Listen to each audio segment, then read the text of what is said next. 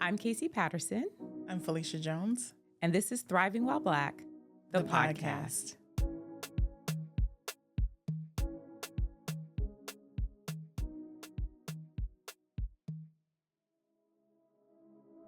Our guest today is an entrepreneurial activist, a philanthropist, a Black wealth builder, a strategist. He is the principal at Webb Investments, well known for being a restaurateur. I think that's how you pronounce that word. Well, we'll find out. We'll find out when he gets here. He's also the president of the Board of Airport Commissioners for LAX, and he is a trustee at the California Community Foundation. We are so happy and pleased to be welcoming Karim Webb to our show today. And part of what makes him so intriguing when we talk about this notion of thriving while Black is that he has really used the tool of entrepreneurship, and we talk a lot about sort of economic empowerment, but he's also used the tool of governance as a trustee. And that is often a space where we don't hear a lot about when it comes to how can we create the conditions for Black folks to thrive. So we're going to talk a wide-ranging conversation with him today about his entrepreneurial investments, sort of what he's doing to help uplift and build wealth in the Black community. But we're also going to dig into governance. And it's not like the sexiest thing to talk about, but it's a very powerful position that wields a lot of power when collectivized. It's like power that can be collectivized on behalf of communities. So I'm excited to talk to him about that, all of that today. But first, before we welcome him to the show, I want to talk a little bit about how we know him. Yes. So Felicia, how do you know Karim? I don't. I am excited to get to know him, but I know him only by his family name and his family. And, I live in the Inland Empire, and you cannot go through the Inland Empire and be involved in any civic life and not know the Webb family. In fact, people would say to me, "Do you know the Webb family? Do you know the Webb family?" I'm like, "No, I don't." And it was like people talked about the Webb family like they were inspirational to them. And once I finally heard, I'm like, oh yeah, these some Black folks I need to know. So I'm excited to know that there's a Webb in LA doing deep work and certainly doing this really important work of community, social justice, and entrepreneurial activism. Is that the word? So Entrepreneurial activism. Entrepreneurial activism. So I'm actually excited to meet him and get to know him through this conversation. But I know you have a different kind of relationship with him. I do. But I'm also interested in, like, what did you hear about the Webb family? Like, what were the rumors about the Webb family? Well, I mean, they own McDonald's, and people were just proud to know that they're a McDonald's owned by Black people in the Inland Empire. And it created a sense of pride for community. I didn't even know them, and I felt pride. Like, oh, wait a minute, some Black people own McDonald's in the Inland Empire? And I just, that's what we heard. And of course, then I know their work through SEAM and the work that they're doing to really build a new generation of entrepreneurs. They're really pushing the county for procurement opportunities, making sure that Black folks have access to procurement opportunities. Contracting. So they're contracting all of these opportunities. So he comes from certainly good stock with a good reputation. Really glad to be in partnership with SEAM and certainly excited to know him. Well, it makes a lot of sense that he's in the restaurant business, given his family background. That's right. Actually owns 4 Buffalo Wild Wings. He told us that he's opening up 2 more. So the restaurant business runs deep, in his blood. Clearly. I actually, similarly, I knew Karim's name before I met him. Yeah. And I knew him because he's a trustee at the California Community Foundation. And there was an effort a few years back called the Bloom Initiative, which we'll ask him about. Right. And I know that he was very instrumental in helping to guide the foundation in the development of the Bloom Initiative, which really focused on, it started off focusing on young Black men, expanded out more broadly to boys and men of color. But I think, again, sort of looking at the work that he's done as a trustee is how I first got to know him and sort of got to know his name and get exposed to him. And he's one of those kind of people where my work in philanthropy, people always ask me, do you know Kareem? Do you know Kareem? And so it was sort of only natural that we get to know each other. So we've been sort of circling the waters recently and been in spaces with one another as we're thinking about how to build more pipelines of leadership into philanthropy, specifically for Black leaders to come into philanthropy and to get into more senior roles within philanthropy. So that's how he and I have known each other recently. So it is our pleasure to both of us to get to know him even more today. So please welcome Karim Webb to the show.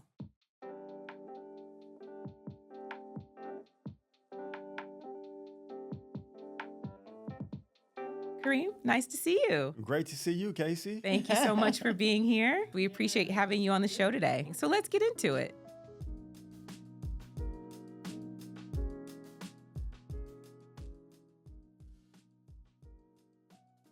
I know you by your family. So tell us about your family from your perspective, where you grew up. What was it like growing up in an entrepreneurial family? Well, first, it was a blessing. And I knew from a very early age, or at least, at the earliest age that I felt like I had a relationship with God, that something was different with respect to my experience and even my cousins. Right, and most Black people, other than the other Black families that were in and around McDonald's. But also, just very connected to the African American experience. My father was raised by his grandmother, who brought him to L.A. 53rd and Dinker at 11 years, and he was pretty much a latchkey kid. Went to Greater Ebenezer.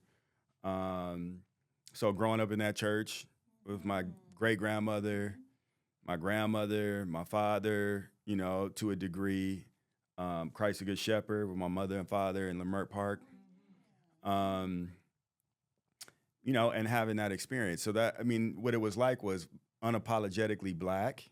That's beautiful. It was entrepreneurial in terms of business and being in and around business and having conversations at the dinner table around access to capital, fairness as it relates to the opportunity, and then civic engagement and service. My dad was on the board of the Urban League, so I tell the story of the day that he thought he was informing me about the birds and the bees. That conversation, we were on the way to a lunch meeting he was having with John Mack at the Pacific Dining Car, which is historic, kind of like the place everybody meets. So, I have experiences like that, watching my parents do the types of things that myself and my siblings do now as a young person, just kind of setting the expectation and the possibility. And that's what I would say more than anything else. And then other than that, we were just a family navigating Black trauma and, trying to do as well as we can and bring as many of us with us along the way. Well, that's beautiful. And so did you know early on that you would be doing some type of family business? Were you going to be taking over the family business, or how did you feel pressure or a certain expectation to do what you're doing right now? Yeah, life has its way, but certainly, when you talk to my friends that I grew up with, if you spent the night at my house on the weekends, you worked at McDonald's. Oh, So interesting. if you were Nice. 11, 12 years Really? old, and if, my dad might not have you working in the kitchen where you were at 12 and 13 years old where you could hurt yourself, but you might be washing windows for all the cars going through the drive-through. Oh, There was wow. no sleeping in till 7 a.m. on a Saturday and watching cartoons. We're not doing Sleeping that. into Sleeping 7 a.m. in. That is No. so funny. No. My Wow. equivalent would have Yes. been church. So my Yes. equivalent, Yeah. if you spend the night, then you're going to church. Yeah. That makes Yes, sense. yes, Ooh, yes. But to work at McDonald's, okay. Did you hate that when you were a kid, or did you? No, it did was you embrace fun. it? Oh, it was fun. Okay. It was fun. It was a distinguisher between everybody else's experience in school and your peers. Yeah. And then, at 12 and 13 and 14 years old, you're working with people that are 3 and 4 and 5 years older than you. So you're aspired to be in their social circles. and then you're also fascinated. And I mean, you know, I'm 50 years old. I was born in 74. So when I was 11, it was in the mid 80s. You know, so like coming of age, it was Cube, and it was like Black identity through hip hop. That's And what does that right. mean to be That's right. middle or upper middle class versus what culture was saying was Blackness, and then also working in the restaurants with young people who didn't live in the same community that we lived in, and playing ball and hanging out with those cats, but also having exposure to things that their circumstance didn't afford them. And so it was having it all and it informing who I am at a time when I didn't know that was happening. I was just living it. Yeah. Wow. I was that's just going to wonderful. ask, did you feel like regular Black folk or did you feel like Cosby Black folk? Yeah. I didn't feel like Cosby Black folks so much because they didn't play dominoes on the Cosby. That's and right. They didn't have all them sayings that my dad and yeah, uncles and yeah. all them say. And, Yeah. you know. So you still had a Yes. culturally Black experience. Yes. For real, for real. Yes. It was from a food perspective as well as like it was a Midwest Black Oh, family yeah, yeah, experience definitely all had a the Black way. family Mhm. experience. Spades? Can you play Yeah. spades? Oh yeah. Yeah. I went to HBCU. So, Oh, so yeah, that was Yeah. absolutely but necessary. yeah, it was definitely all of that. Trying to remember the slick sayings that your uncles and dad and all of them are saying, slapping bones and on the grill, but we had the house. So on my mom's side of the family and my dad's side of the family, my parents and their success enabled being the conveners. And so everybody was always there. Yeah, It's like yeah, the yeah. holidays generally were at my parents' house. The events were generally, the pool was at the house we lived in. So everybody was always hanging out there. Yeah. You all were the community, Yeah, Yeah. you were the basically. community. Yeah, the That's community. beautiful. So Felicia asked about pressure, you know, to sort of come up under the Webb name and have the expectation that you're going to follow in a certain kind of path. But you mentioned some things where you're similar to your father, but I'm sure you've also carved out your own path. So I'm wondering if you could talk a little bit about that. Where do you see sort of your unique path coming in as Karim, as a member Yeah. of the Webb family, but you are uniquely Karim? Oh, interesting. Well, we just grew up in two different times, my dad and I, and had two different experiences. He was raised primarily by his grandmother. He didn't really have a relationship with his father. He had me at 26, so I'm the oldest of three, and my brother would tell you that we were raised by two different sets of family, two different sets of parents, right? Him being 11 years younger than me. I had that experience too, because my older siblings are like 10 and 8 years older than me, so I understand that. Mhm. Right. So, listen, we're still, I mean, my dad has stories about crossing the Mason-Dixon line, and he, in his early years, they were in South Bend and had family in Mississippi and Arkansas and picking cotton in the non, school year and all of that. So the awareness and the anger, as well as the reality of being victims of 400 years of systematic unfairness and the legacy of slavery was in my family just as much as anybody else's. And so, and that was definitely confusing as a teenager coming of age with the perception of some privilege, but still navigating all of that. And that was a big part of my experience in my young 20s. I consider myself a late bloomer. And I was a pretty low self-esteem person with some significant challenges in terms of my own character. I developed a stronger sense of who I am and and showed up in the world, in a way that I could be proud of, beginning really in my late 20s. Mm-hmm. Mm-hmm. What was the catalyst for that? Your own personal transformation.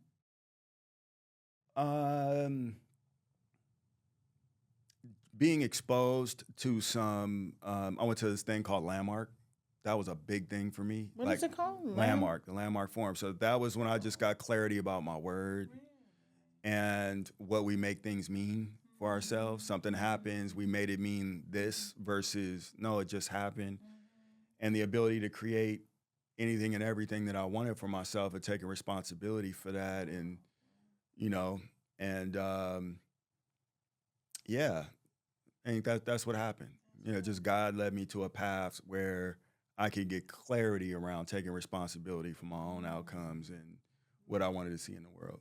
It's beautiful. That's some wisdom. What do you think was blocking you from that prior to that? Because you had been, you mentioned having so much exposure, having so much quote unquote perceived privilege. What do you think was blocking you from being able to, one, see your own possibility and take accountability for that path?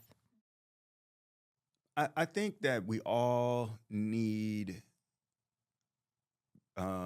outstanding communication in the experience that we have with our parents. And all our parents aren't really prepared to have it.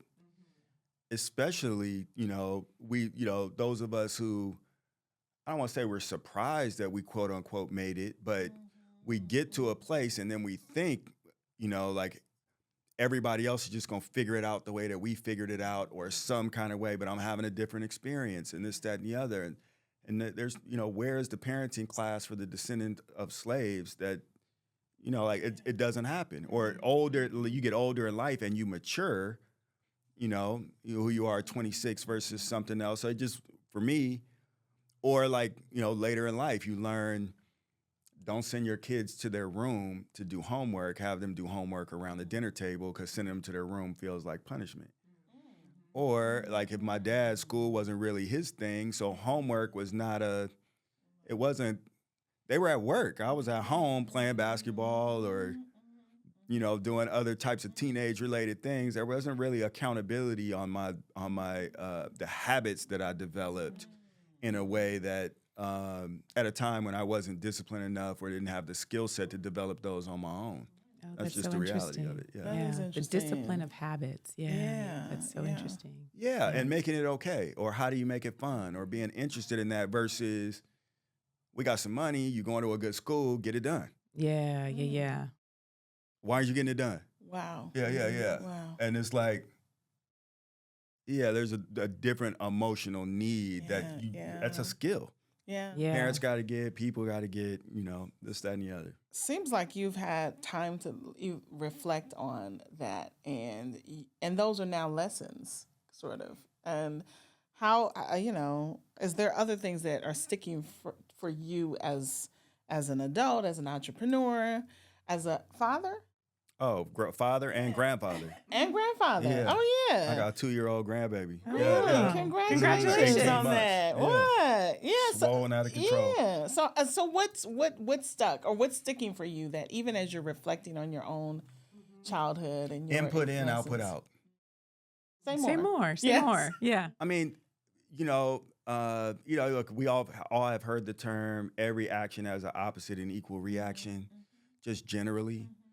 So you put input in, you understand the P&L, you understand business, this, that, and the other. You can go do that. That could be your default. I know how to work hard. I know how to excel. I know business. I understand capital a little bit. I understand these types of things. And it gives you, when we talk about Bloom or whatever else, it gives you empathy for people, and you understand the way people are. There is a reason. Right. And so, although you have to hold people accountable, if you want to solve the behavior, you got to deal with the reason.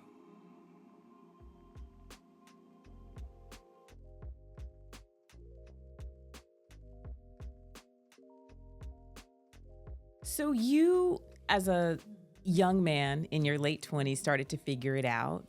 What was then your journey to your own sort of entrepreneurial development and interest? How did that path unfold? And then how did that path then become the path to a trustee? Okay, great. So I got married very young, went to Morehouse College. Okay. And my daughter's mother, ex-wife, was married at 23, divorced at 26. Living in Fontana, Cherry Avenue. Yeah. Working in my parents' business in the Inland Empire. And then just kind of going through that, whatever crisis I was having at 26, 27 years old, leaving the family business, moving to LA, lived on the couch with, a guy I went to Morehouse with in the Overhills for a little while. Got a job in the real estate business. I worked for an African-American woman that had a mortgage bank. A lot of people in LA know United International Mortgage. Oh, yeah. Sandra McBeth. Yeah. And because of work ethic and understanding the business, I will tell you, like, as it relates to McDonald's or business or any business, when you understand the drivers, what makes a business successful, you can pick out the one or two things that if you focus on these elements of the business, you will be extraordinarily valuable to the business and the leaders of that business. So I met this woman, Sandra, and went to work for her. And within 2 months, I was like the #1 salesperson. She started sending me around the country. So I was in real estate. Had swore off the restaurant business. I'll never go back to the restaurant business. One of my clients played for the Lakers. He had gone to school in the Midwest where they had Buffalo Wild Wings. There were none in LA. And he asked me if I'd take a look at it. He was considering investing in it. And I was like, man, I get in no restaurant business, man. I'm over that, da-da-da. And then, God is like, picks you up by the neck and drops you. So I go to Vegas, check it out. I was like, man, this is no different than McDonald's. Yeah, I mean, Really? like this Really? it's not chef driven. Like it fits my skill set. And we're in the middle of a three-peat, Kobe and Shaq. And my boys and I were like going to nightclubs, piecing up on bottle service to go watch the games because there wasn't a sports bar culture in LA. There was no Yard right. House. There was That's no true. BJ's. There was no none of that. Yeah, yeah. And so it was like a hole in the marketplace. It was like, well, my friends never come visit me at McDonald's. That wasn't happening. But at Buffalo Probably Wild not. Wings, to this day, people call me, man, are you going to be at one of your stores, bro? Really? Yeah, yeah, What's yeah. going There's on? a Like, culture around Yeah, it. Yeah, there it's really fun. is. So, by the grace of God, I got into Buffalo Wild Wings. And then from a philanthropy perspective, Bloom and all of that, our second store we opened on Crenshaw, Dean Manuel, dean at Dorsey High School, which my mother's alma mater, was a dean at Dorsey High School. And we were sponsoring the baseball team. So the baseball coach would come every day after practice and kind of get faded, right? And he would talk your ear off. So I saw the baseball coach one day. I was like hiding in the kitchen because I didn't want him to talk my ear off. And he was like, man, come over here. You saw me in the window. I went over there and met Dean Manuel. And man, the grace of kind of like the elders, but just Black women, because I was arrogant and a little ignorant in this moment, not every day, but in this moment. And I had in my mind that Dorsey was an underperforming school of little value. And I said something that was like out of pocket. I don't remember exactly what I said, but it was kind of like dogged Dorsey. Yeah. And instead of her taking offense to it, she was just like, well, have you ever been? And her response and the energy of her response made me go the next day. She invited me, Interesting. and I was like, okay, I'm gonna come. And she told me later, she's like, I didn't think you were coming. And I went the next day. She gave me a tour of the school. The school had an entrepreneurial school, like on campus.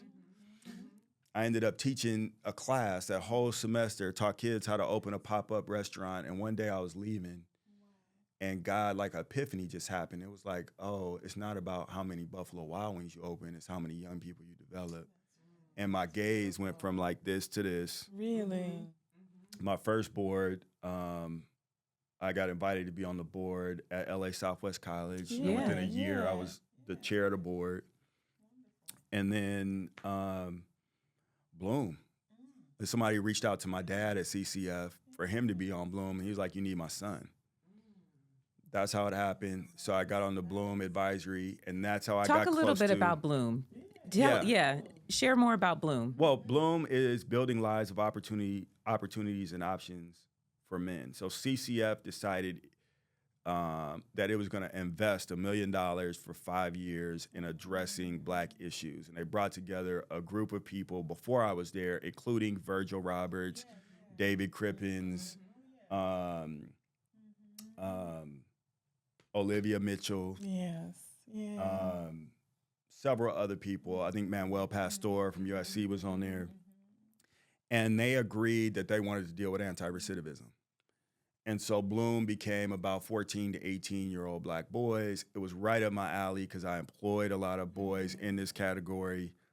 I jumped on it, fell in love with it. And the Brother Crusade, I'm very close. Sharice and I are like cousins, and my real cousin is her number 2, Stacey Hill. Oh, really? Yeah, Oh, really? so- I didn't know that. Okay. Yeah, Black cousins. Like her dad and my dad were best Best friends. friends, kinda yeah, cousins. yeah, yeah. We know Y'all what that cousins, is. yeah. Yeah, we cousins. Yeah, of course. So I ended up going into schools. I was literally at Washington, at Manual, like in schools, embedded, doing circles with young boys, and just fell in love with it, and was an advocate in a way that other people weren't as engaged in it. And I think Antonia at the time, and thought maybe I could be valuable on the board, so was invited to join the board of the California Community Foundation through that opportunity.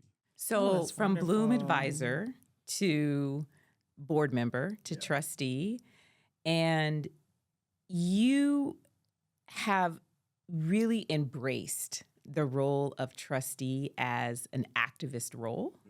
And so I'm wondering if you could talk a little bit about why you think the role of trustee is one that shouldn't be overlooked when we talk about what does it take to create conditions for Black folks to thrive. Yeah, so in our region in LA, a couple of examples I bring up is like HHH, Yeah. right? So the ballot initiative that provided for $1.2 billion for homeless housing, really, right? It doesn't happen without philanthropy. And we have one of the most effective and collaborative philanthropic economies in the world right here. So when you think about the California Endowment, the California Community Foundation, Weingard, Wellness, Irvine, and a few other ones that work with us at times, if they collectively decide to move on something, it happens because they're so politically connected, and they collectively underwrite what it takes to move the agenda. So it happened around Bloom. It happened around HHH. It's happened around immigration. So the perch is incredibly important because I would have never understood that. Right. So if you want to be in a position to leverage what, to create an outcome, understanding philanthropy, being trusted, and being a leader in philanthropy is an incredible tool because it connects labor, policymakers, and it underwrites the case. It doesn't interact so much with the private sector or the big capital, other than being the philanthropic arm for some of their causes or enrolling them in it. But in terms of moving public sentiment and policy in Southern California, it's an incredible tool. And that's why it's important that we're there. And so now you've elevated, you're on the board of the California Community Foundation, which is one of the largest, most, I would say, in some ways politically active, but definitely just community active, in terms of its investment in sort of power building work and progressive issues, things of that nature. But now you are the president of the LAX Airport Commission. So when you talk about sort of the perch and what that perch means, translate that now over to LAX. And what does it mean to actually take the responsibility of being a trustee and move it into a space where there are billions of dollars moving through the airport, on an annual basis? How are you thinking about your role on that commission with respect to procurement, with respect to how dollars flow in and through community? Well, it's the activist part of being an entrepreneurial activist or a activist as a philanthropist or just an activist. It's like, how do you activate your own agency to do God's work, like to make the world more fair and loving? And agency is the power of choice. And in a capitalistic democracy, it's very difficult to really have it fairly if you don't have the money. You gotta have the money. You cannot, we can't be 12% of the population and have 1/10 of 1% of the money and think that we're gonna exist equally. That ain't gonna happen. Or you can't be Latino and represent 50% of the population, but less than 10% of the economy and think that you're going to have the same amount of agency as others who over index in terms of their influence on how we all exist. So I carry that mindset into everything that I do. That's a word. You know, so Yes, it is. as it relates to the airport, Yeah. it starts with I need to be effective here. But from the very beginning, I'm thinking about how am I effective here in a way that I can give the mayor the ability to transport what we're doing here to other departments. It ain't just about like, okay, yeah, we can get to fairness or have a pathway to parity with respect to all of the benefit of the public platform. The airport is owned by the city of Los Angeles. It belongs to the people of Los Angeles. Now, it has a function. Its job is to get people in and out of the airport and to provide its service very well, and we're responsible for that. So as an operator, you know, I have an understanding about that. It is a city in and of itself, right? It's 30,000 people working there and 3,000 Yes. direct employees of LAWA and, you know, Yeah, it's huge. 100 million travelers, you know, a year coming through there and a couple of $1 billion in revenue. It's unbelievable, right? And we're spending $30 billion to remake it. Right. So all of that is important, but what's important to me are the 30,000 people that work there. What's their experience like? Can we make their experience better, not just through compensation, but the overall experience? Do they feel like valued members? And then, yes, the money we spend is a huge part of the focus, but from a workforce development perspective, how do we become the best workforce developing platform, public agency in the world? That's my goal, right? Like, you know, so how do we leverage our partners to be engaged around aviation jobs, which are high paid jobs, around mechanic jobs, around what does it look like, you know, the green economy and the jet fuel of the future? How in every way possible are we leveraging everything that we have access to at LAX to make life better and give people more choice in the city of Los Angeles? That's what it is. And then in terms of the money, it is extraordinarily unfair across the board, all across the city, the state, the country, and all public spending. We don't spend money like we look. And that's, to me, that's crap. It's just asinine, especially since the people, our policymakers are people of color. Like, why are we not intentional about who we spend our money with?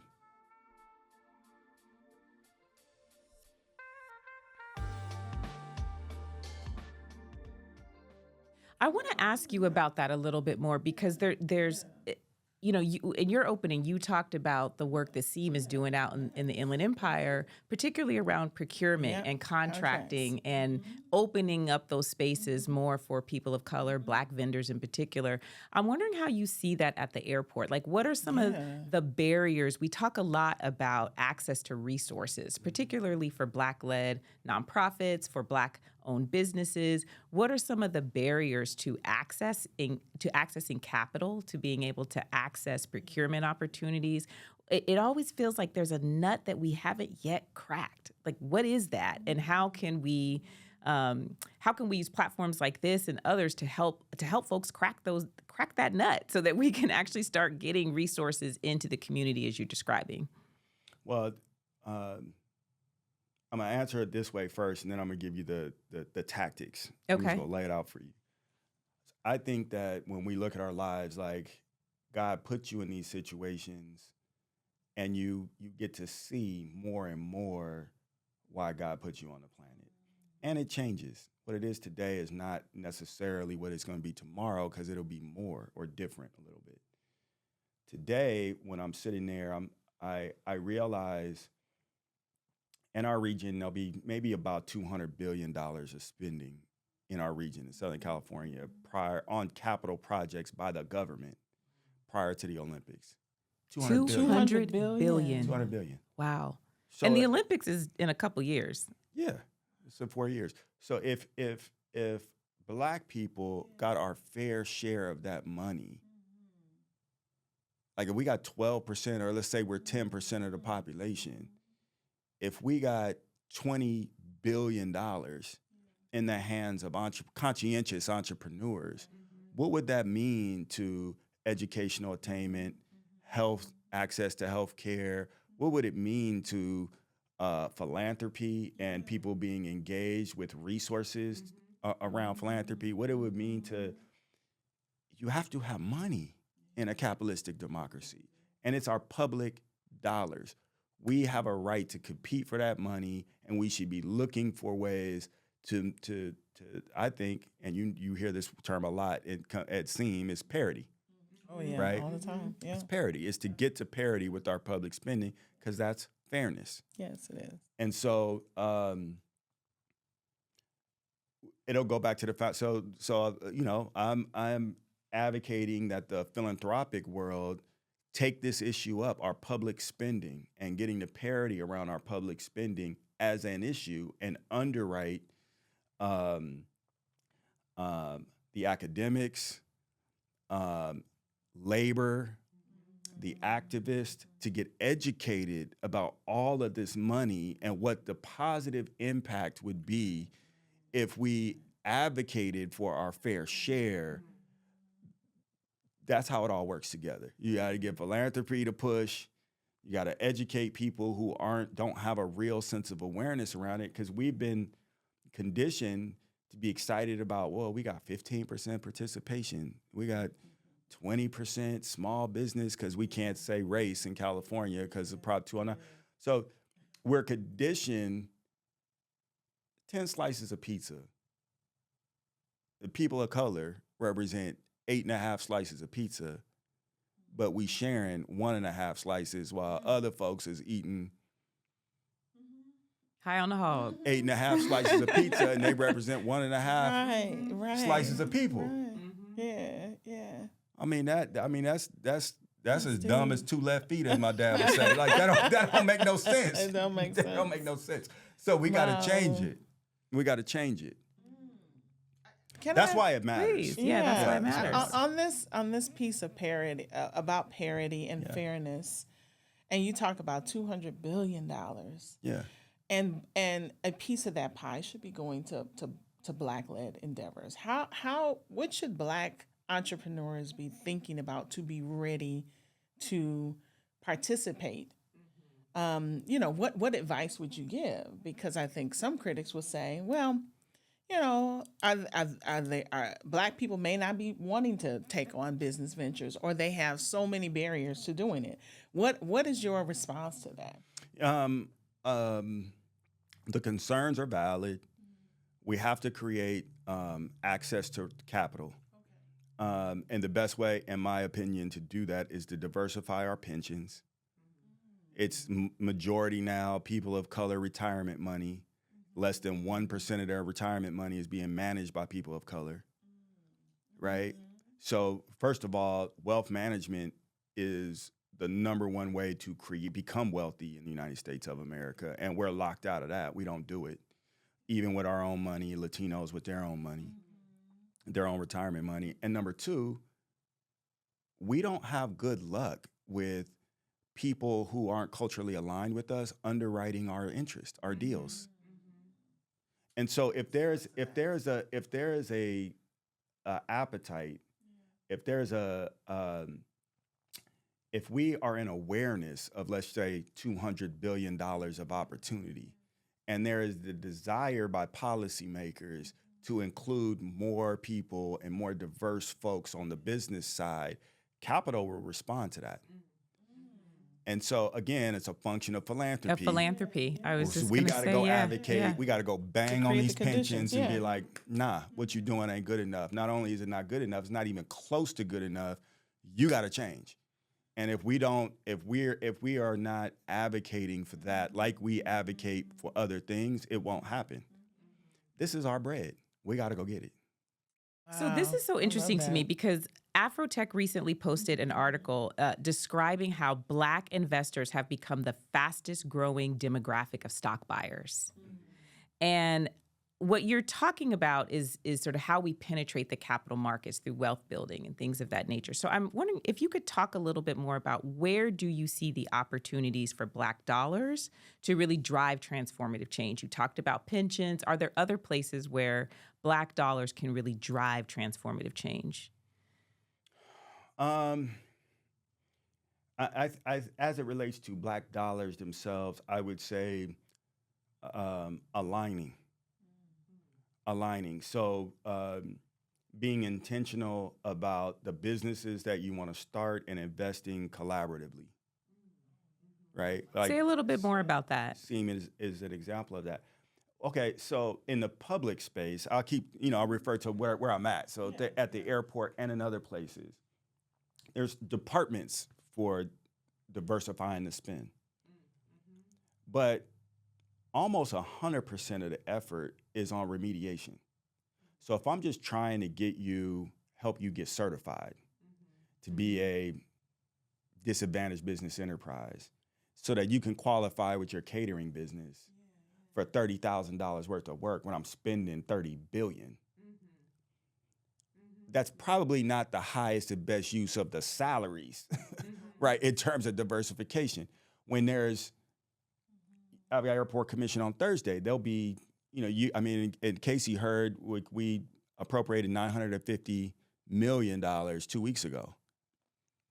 60% of that went to people of color and women-owned business. First time ever. Wow. That's But the it's power of because- being on the board That is and being the the power of being president on of the the board. board. Well, and moving the organization with the alignment of an incredible Latina who runs the Capital Project there, Terry Mestis, and doing outreach events for a year and a half at Southwest College, where 200, 300, 400 people would show up in order to learn. All right, this is what you got to do in order and then to change the criteria. Okay, it's not going to just be big primes. We're going to make micro businesses and some medium-sized businesses primes so that they have the direct relationship with LAWA rather than them having to go as a subcontractor without the direct. So figuring out what are the barriers to inclusivity and then actually solving them because you care and you really want to solve for them.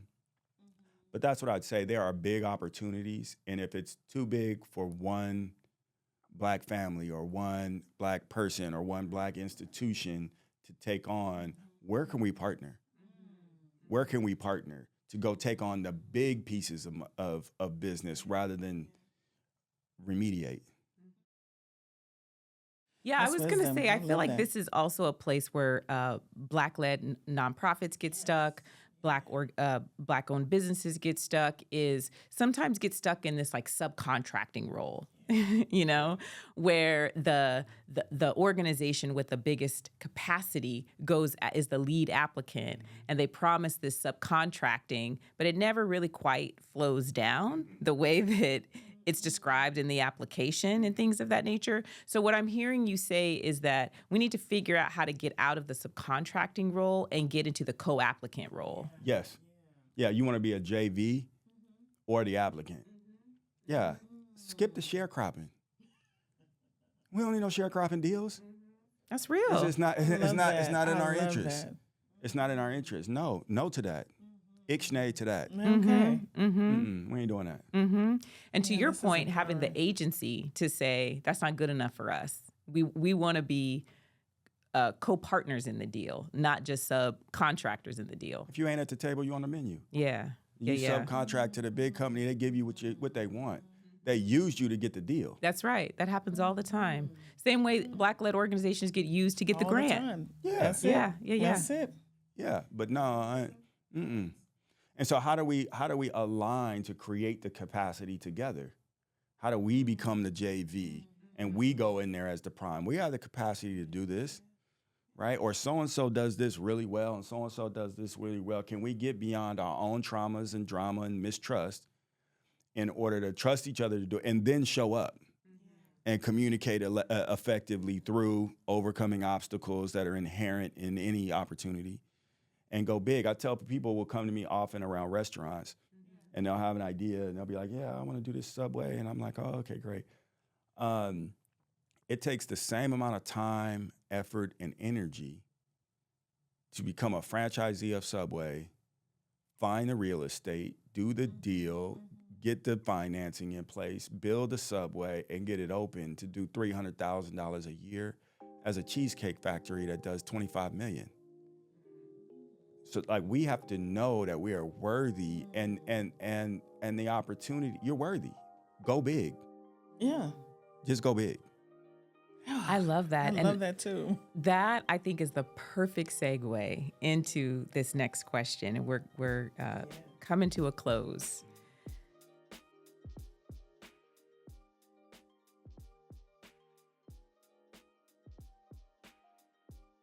But when you say go big, it makes me really drill into this question. When you think about the idea of thriving while Black, when you close your eyes, what images come to mind for you?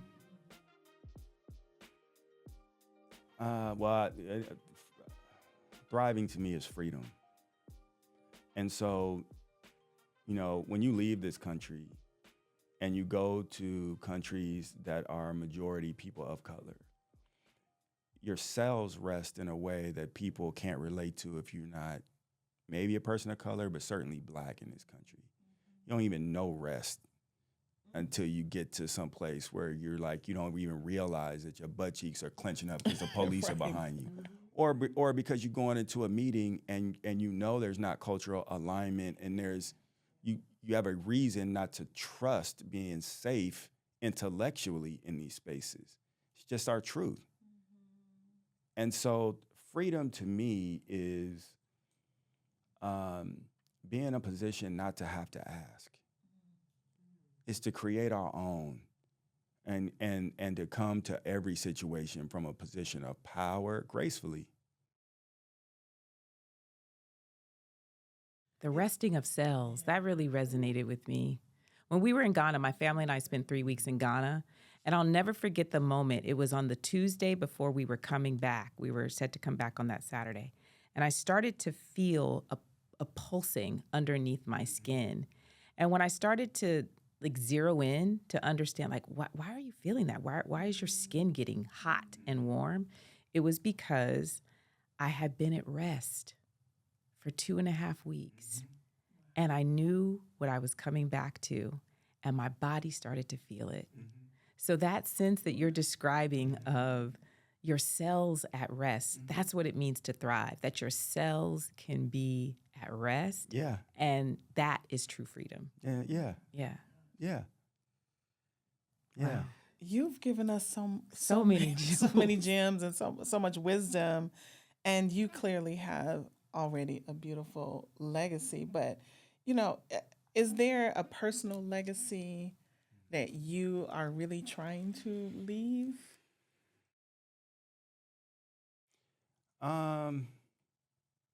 It's funny because kind of going back to my parents and my dad, he's in his late 70s now. Probably he was like late 50s, early 60s. And me and my siblings were like, what is going on with Dad? What's going on with Dad? What's going on with Dad? I was like, he didn't change. He changed. You ask him. Who gonna ask him? What happened? And so I sat down one day, maybe, we were having a tequila or something like that, and I got up the courage. I was like, Dad, man, what happened? He's like, what are you talking about? I was like, man, you changed, man. Now, you used to be the dude with the, he's Reggie Webb, and he was like, all this, but he's 9mm in the glove. He was no joke. What? Yeah, Okay. exactly. He was no joke. And he didn't play no games. And then you see him, and he's like just this big teddy bear-hearted dude. Like, what happened? And he said, son, man, at some point you just mature and you stop putting the focus on yourself and you put the focus on everybody else. And he was just like, man, it's just, I got happy. So I think the legacy, again, it goes back to the cells and the freedom and the happiness for my own kids and my community, man. It's just, man, we've been through so much. I want our people to be able to thrive and live and be beyond the level of existence that so many of us, through no fault of our own, have been born into. That's what I want. Yeah. Well, you're doing your part. You certainly are. You are doing your part. Yeah, and so are you. Thank So you. are you, I know, because you're here. And thank God that we have allies like this, because how else would we be able to like navigate through all of this? That's right. And- That's and, real. That's other real. people that we can trust in spaces like the one that we're in community with Yes. is critical. Ooh, thank you for your heart. Yeah, thank you. Thank you. My goodness. Because it's clear that it's worth so much more than profit to you. it really is. Yeah. No, this is a God thing. It Yeah. is a God. It's a God thing. Yeah. Well, let's end having some fun. All right. Is that you 'Cause okay I'm with like, that? ooh, Okay. Got heavy for a minute. Oh my goodness. You got a All shrimp right. all way behind us to see Look, something like that. I thought you brought some Buffalo Wild Wings. I was looking for some wings to walk through the door. It's all right. Okay, so we do something called this or that. And so these are supposed to be rapid fire. So we're going to ask you some quick questions that you just, answer off the dome. Here we go.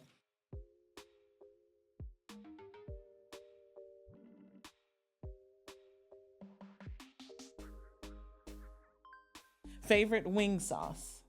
Honey barbecue. Honey barbecue. Okay. Are you a jazz or a hip hop guy? Hip hop. Hip hop. All right. A favorite way to relax and have fun? The Caribbean. Oh, really? Mhm. Nice. Okay. Are you basketball or football or neither? I'm Raiders first. I like the Lakers too, but I love going to Raider games. I'm Oh. a Raider fan, yeah. Sorry. Charger fan. Oh, Lord. Pray for I her. know. I know. I'm the one that's sorry. Oh, I'm a diehard. My brother used to say the win or choking lose. Chargers. Oh, poor thing. Okay, hidden gem in LA, and that we'll end on that. Hidden gem in LA. I want to say something Black, but it's just really not my truth. And I hope that we Okay, that's create all this right. space. I think like Hilltop feels good every time I go. They're opening Somerville, which will be on Overhill, and in the front of the arcade on Slauson, which I believe will be like, I don't know how hidden, but it'll be a gym with Issa and everybody, live music and Wonderful. supper Yeah, club. Yeah. Damn, I don't even want to give it away, only because it's y'all. But Thank you. But the Ritz and the Marina. Oh, We really? forget that we live at the beach. Yeah. And so for brunch or sometimes meetings or whatever, you could bump into me there Okay. quite we a do bit. have a really good brunch. Mm-hmm. Okay. It's just I've never even for- been. Oh yeah. Yeah. It's actually really nice. That So patio. hidden no more. Hidden no Yeah, more. exactly. Y'all got a Sorry. million views on this Yeah, thing. Yeah. It's a wrap. It's a wrap. Sorry, I you don't don't even have have your no hidden equity gem. in that You deal. got to find something else. You ain't gonna get no now. privacy there no more. No. They're gonna come looking for you. Alta Adams too. Keith Corbin. Yes. yeah, Alta yeah, Adams yeah, is yeah. dope. Yeah, Yeah, it's really nice. dope spot. We actually had our Wonderful. holiday We party did. there. That's great. Yeah, we did. Yeah. Well, Kareem, thank you Thank so much. I think you. you've just given us so many beautiful gems today. It's been so I'm telling fun you. getting Yeah. to know you Yeah, and just nice digging to meet into you. you. Yeah, Yes, yeah. meeting you, Good to meet digging you in guys a little too. bit And more. thank you guys for what you're doing. Yeah, I thank can't wait to you. watch the other episodes. I know that's right. We Yeah, appreciate thank you. We Well, appreciate thank you being a part of season 1.